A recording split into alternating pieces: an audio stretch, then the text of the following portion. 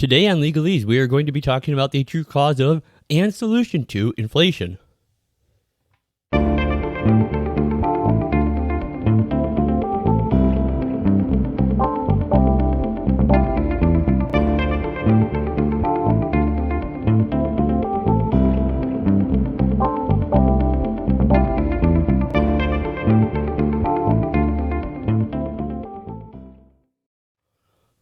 Hey, greetings and welcome back to Legalese.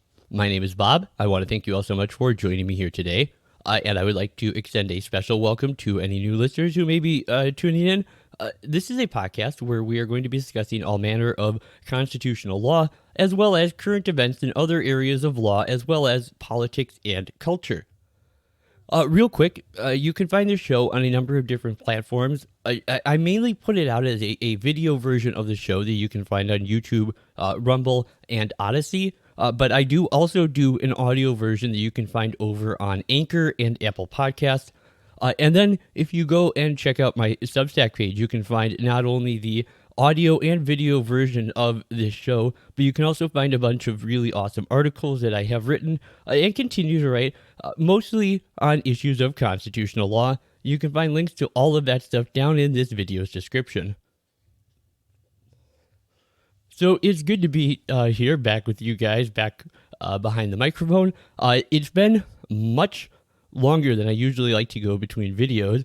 I've been dealing with an insane computer crash that it took me a week just to get the computer up and going again. It was very frustrating. I lost a lot of crucial data, and so today is going to be a pretty short and simple episode, because at this point I'm largely making this episode to see if everything is finally working correct again. But I still got a great episode for you guys. Don't think it's still a very good episode, but I'm just saying this isn't going to be quite everything I would usually give you. This will be a little shorter and sweeter or something. I don't know.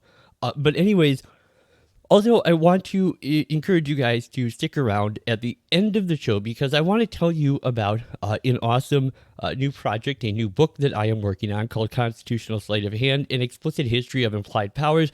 And I want to let you guys know what the book is about, where you can go pre-order it if you want to, and all of that good stuff. So stick around at the end. We'll get into that. But for now, let's just get right down to business. So, as I said, today we are talking about the cause of inflation. And while I wouldn't be doing this episode if I didn't have a good grasp of the information that I'm going to be sharing with you guys, I am by no means, admittedly, an expert on economics. So if you guys check the video description, I will be putting plenty of links to really great material that I would highly recommend. And this is a lot of the material that I sort of went to and referenced as I was putting together the show for you guys. So if you want a more comprehensive understanding than I give you in this short show here today, I will have some links to some really great articles by some really fantastic economists like Ludwig von Mises and Henry Hazlitt and more. So make sure to go and check those out.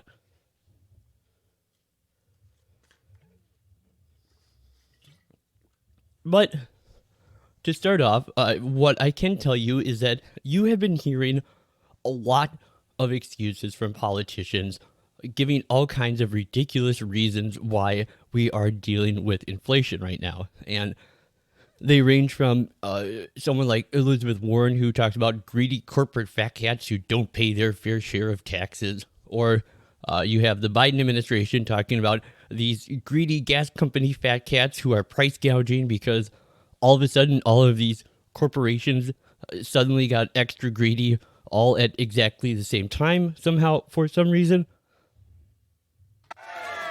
Oh, here we go with the fat cat bashing. Well, what do you expect? These yokels are pure Baltic Avenue. Uh-oh, I'm late for the Short Line Railroad. Let's start with... And perhaps my favorite one that we've heard is this is all somehow Vladimir Putin's fault, which has been their answer to everything since like 2015. It's great how they just keep finding ways to make him responsible for things he couldn't possibly be responsible for. Look, the reason these excuses are also ridiculous and nonsensical is because the people who are hoping that you are dumb enough to believe these illogical excuses are the ones responsible for the problem, and they are just trying to point the blame somewhere, anywhere, except where it actually belongs, because that would involve them having to take personal responsibility. And also, I want to say right off the bat, please, let's not pretend like this is just a Democrat problem. Have they done more damage than the last administration? Yeah, definitely. But that's not to say they are totally at fault. I mean, the last administration spent trillions of dollars more in the last couple of years while in office on things like COVID relief packages. And we can't pretend that his printing trillions of dollars for COVID relief was somehow a proper decision and then pretend when Biden does the exact same thing, it is somehow fiscally irresponsible. It's functionally identical. Either both are justified or neither are. I lean towards neither. And let's not forget the fact that Trump gave us that tax cut, which normally would be a great thing if it was accompanied by a spending cut, which it wasn't. Every dollar we don't have that we print out of thin air to spend increases inflation, and tax cuts without spending cuts are irresponsible. It is you stealing from your children, since you get the benefit and they will pay the cost. So let's get to the basic I'm getting ahead of myself here. Let's get to the basic reasons for what is inflation, how does it come about? So when somebody says we have high inflation, today what they generally mean are prices are rising as measured by the Consumer Price Index. However, that isn't actually an accurate definition of inflation. Historically, economists defined inflation as an increase in the amount of money and credit. Or to put it another way, it is an expansion of the money supply. And so economist Ludwig von Mises defined inflation this way in his book, Inflation and Unworkable Fiscal Policy. He said inflation, as this term was always used everywhere and especially in this country, means increasing the quantity of money and banknotes in circulation and the quantity of bank deposits subject to check.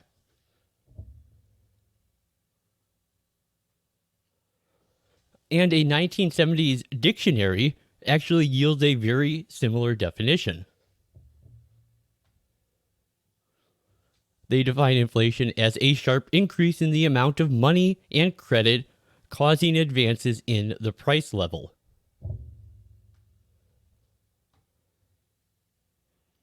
So notice that the definition mentions rising prices, but only as a symptom of inflation.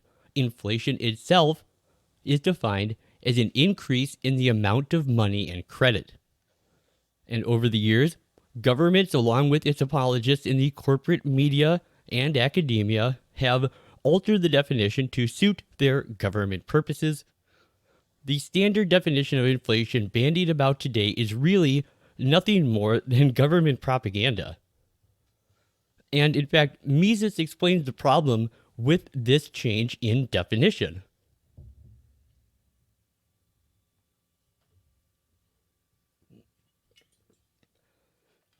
He said people today use the term inflation to refer to the phenomena that is an inevitable consequence of inflation. That is the tendency of all prices and wage rates to rise. The result of this deplorable confusion is that there is no term left to signify the cause of this rise in prices and wages. There is no longer any word available to signify the phenomena that has been, up to now, called inflation. As you cannot talk about something that has no name, you cannot fight it. Those who pretend to fight inflation are in fact only fighting what is an inevitable consequence of inflation, and that is rising prices.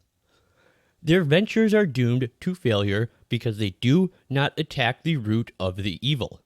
They try to keep prices low while firmly committed to a policy of increasing the quantity of money that must necessarily make them soar. As long as this terminological confusion is not entirely wiped out, there cannot be any question of stopping inflation. So, in other words, the modern definition allows policymakers to shift the blame.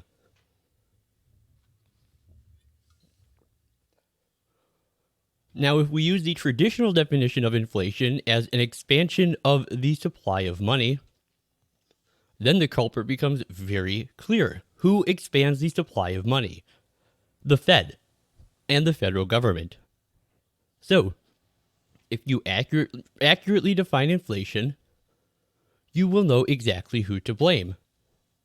But if the government can fool people into believing that an effect of inflation is inflation, they can blame it on everybody but themselves, which is precisely where it belongs.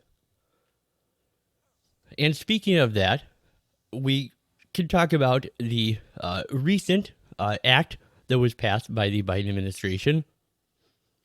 And I think it's fair to say that the Affordable Care Act, the No Child Left Behind Act, and the USA Patriot Act have received new competition for the legislation with the title or most inappropriately named bill, and that is the one that was unveiled by the Democrats recently, their Inflation Reduction Act.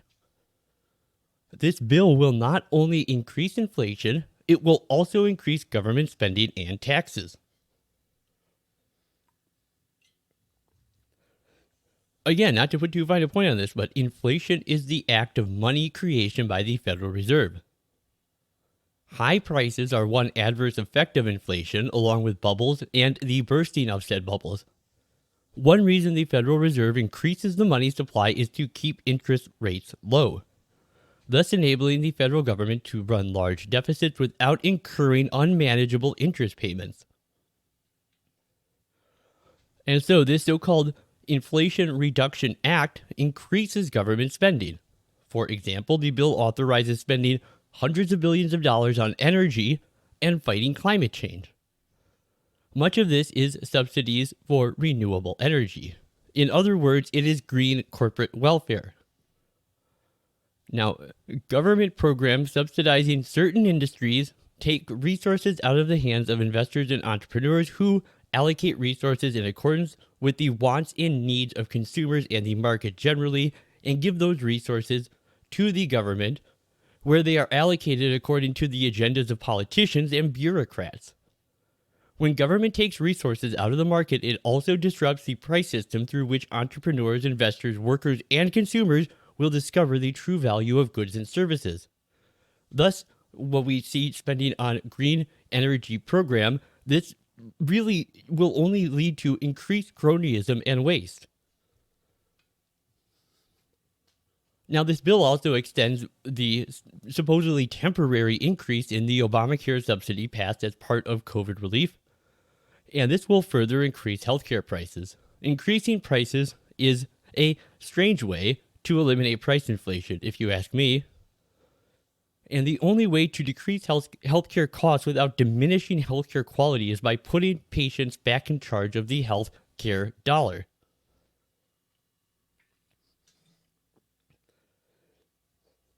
Now, this bill's authors claim the legislation will fight inflation by reducing the deficit via tax increases on the rich and a new 15% minimum corporate tax. But tax increases won't reduce the deficit if, as is going to be the case, Congress continues increasing the spending. Increasing taxes on the rich and corporations also will reduce investments, which will slow the economy and thus increase the demand for more government programs. This will lead to increasing government spending and debt, and while there is never a good time to raise taxes, the absolute worst time for a tax increase is when, as the case is today, the economy is both suffering from price inflation and, despite the gaslighting that we see coming from the Biden administration and its apologists, we are in a recession. Now, this bill also spends $80 billion on the IRS.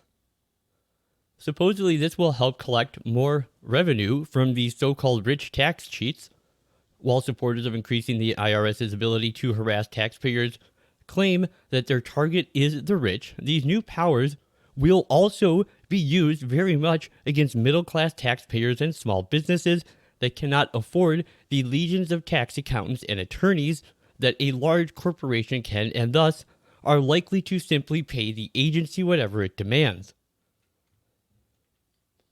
And increasing spending and taxing will increase the pressure on the Federal Reserve to keep interest rates low and thus keep increasing inflation. If Congress was serious about ending inflation, it would cut spending, starting with overseas militarism and corporate welfare. A Congress that took inflation seriously would also take the first step towards restoring something of a more of a free market monetary system by passing something such as an audit the Fed bill that Ron Paul was very big on, and trying to legalize competition in currency, such as with cryptocurrencies or other sources.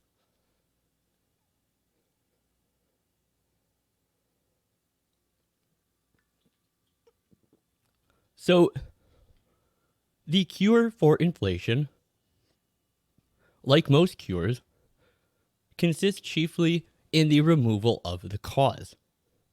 Now, the cause of inflation is the increase of money and credit. So, the cure is to stop increasing money and credit. The cure for inflation, in brief, is to stop inflating. It is as simple as that. But while this is simple in principle, this cure often involves many complex and highly disagreeable decisions on detail. So let's begin with the federal budget. It is next to impossible to avoid inflation with a continuing heavy deficit.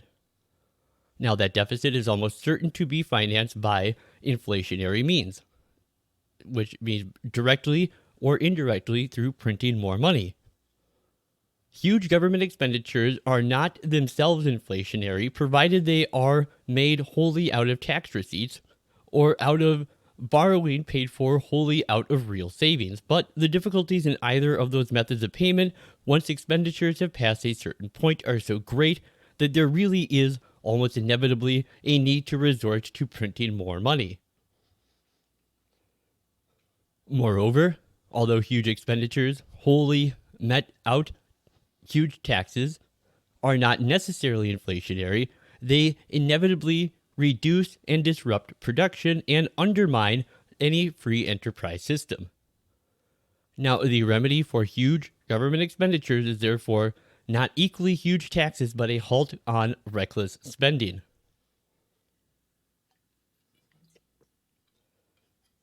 And on the monetary side, the Treasury and the Federal Reserve System must stop creating artificially cheap money, which means they need to stop arbitrarily holding down interest rates. The Federal Reserve must not return to the former policy of buying at par the government's own bonds. When interest rates are held artificially low, they encourage an increase in borrowing. This leads to an increase in the money and the credit supply, and this process works both ways, for it is necessary to increase the money and credit supply in order to keep interest rates artificially low. That is why a cheap money policy and a government bond support policy are two ways of really just describing the exact same thing. When the Federal Reserve banks bought the government's 2.5% bonds at, say, at par, they held down the basic long-term interest rate to 2.5%, and they paid for these bonds in effect by printing more money. This is what is known as monetizing public debt. And inflation will go on as long as this monetizing of public debt goes on. The Federal Reserve System, if it is determined to halt inflation and live up to its actual responsibilities, would abstain from efforts to hold down interest rates and to monetize the public debt. It should, in fact, return to the tradition that the discount rate of these central banks should normally, and above all in an inflationary period, be a penalty rate. That means a rate higher than the member banks themselves get on their loans. Now, Congress could restore the required legal reserve ratio of the Federal Reserve Bank to the previous level of 35 to 40%, instead of its present emergency level of 25%, put into effect as a war inflation measure that dates all the way back to June of 1945. Now, later we will also discuss other means of preventing an undue increase in the supply of money and credit, but I want to state here my conviction that the world will never work itself out of its present inflationary era unless it returns to the gold standard. Now, the gold standard provided a practically automatic check on internal credit expansion. This is why bureaucrats abandon it. In addition to being a safeguard against inflation, it is the only system that has ever provided the world with the equivalent of a truly international currency. The first question to be asked today is not how can we stop inflation, but do we really want to? For one of the effects of inflation is to bring about a redistribution of wealth and income, and in its early stages, until it reaches a point where it begins to grossly distort and undermine production itself, it does benefit some groups at the expense of others. The first groups acquire a vested interest in maintaining inflation, and too many of us continue under the delusion that we can beat the game, that we can increase our own income faster than our living costs. So there is a great deal of hypocrisy in the outcry against inflation because so many of us are shouting in effect, hold down everybody else's prices and income except my own. But governments are the worst offenders in this hypocrisy. At the same time as they profess to be fighting inflation, they follow a so-called full employment policy, and as one advocate of inflation once famously put it in the London Economist, inflation is 9/10 of any full employment policy. Now, what he forgot to add is that inflation must always end in a crisis and a slump. And that worse than the slump itself may be the public delusion that the slump has been caused not by previous inflation, but by some kind of inherent defect in capitalism. So, to sum this all up, inflation is the increase in the volume of money and bank credit in relation to the volume of goods. It is harmful because it depreciates the value of the monetary unit, it raises everybody's cost of living, and it imposes what is in effect a tax on the poorest without exemption at as high a rate as the tax on the richest. It wipes out the value of past savings, it discourages future savings, it redistributes wealth and income wantonly, it encourages and rewards speculation and gambling at the expense of thrift and saving and hard work, and it undermines confidence in the justice of a free enterprise system, and it corrupts both the public and private morals. But it is never inevitable, and we can always stop it overnight if we have the sincere will to do so. Well, that's all I have for you guys today. If you would give me just another minute of your time real quick, I want to talk to you about that book I mentioned, Constitutional Sleight of Hand, An Explicit History of Implied Powers. So what is this book? Why am I writing it? The main question I'm getting at in this is, what are implied powers? Now, these constitute the means by which our government has been subverting our written constitution of expressly delegated powers.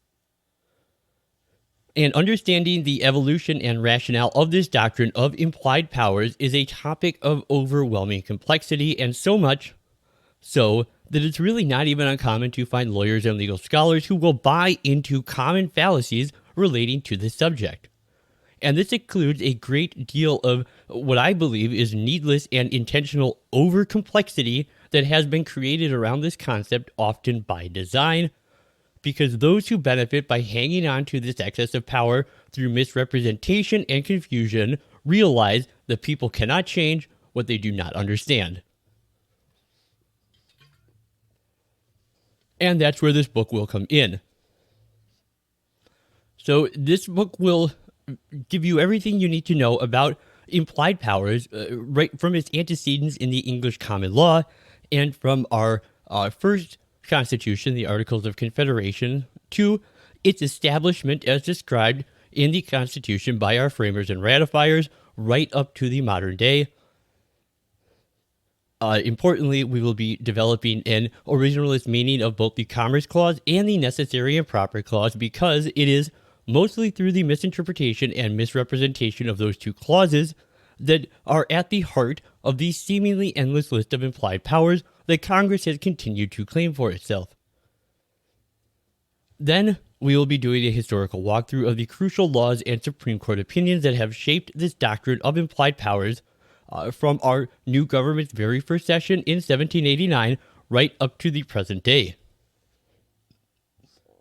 Now, this narrative view of small usurpations over time not only, I think, makes for a fascinating historical look at our nation's development through a lens that I think many people have never thought to look at it before to understand these issues, but I believe this narrative view will allow these complex legal processes to be understood in a bite-sized, plainly spoken form that will make this book equally useful and enjoyable to lawyers and non-lawyers alike, and scholars and lay people alike.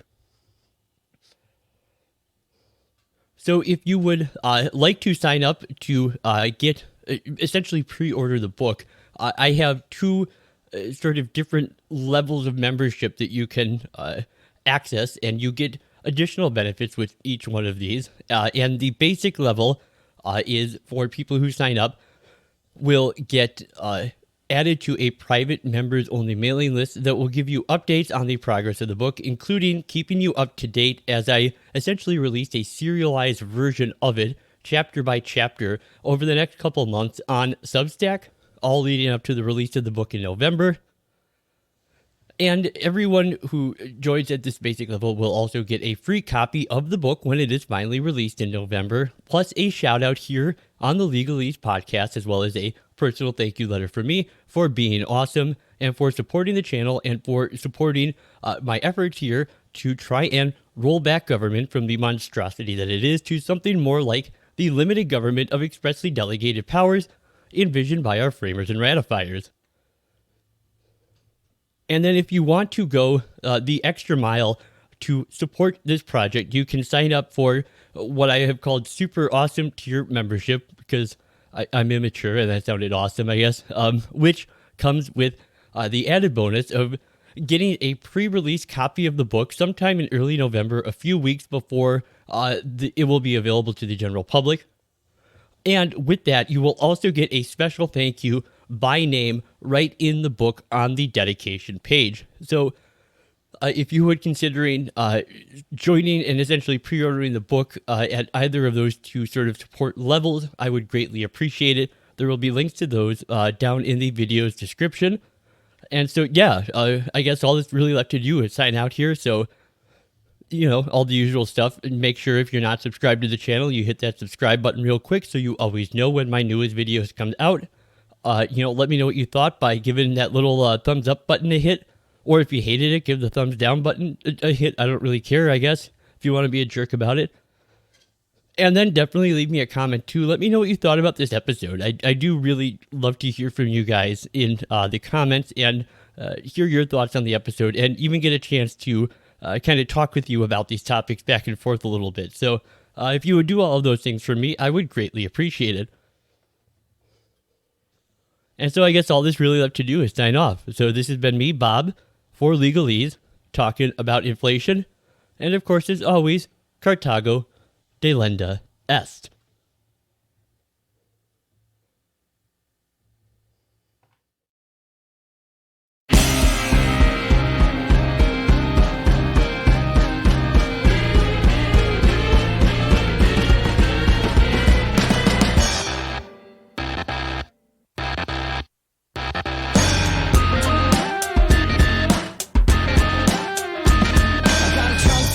Motherfucker, like Freddie Mercury. Motherfucker.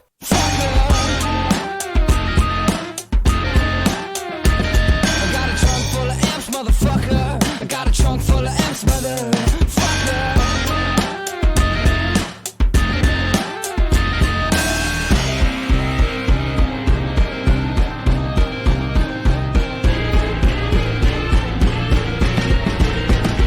I got a trunk full of amps, motherfucker. Like ELO, fucker. I got a trunk full of amps, motherfucker. Got a trunk full of amps, motherfucker.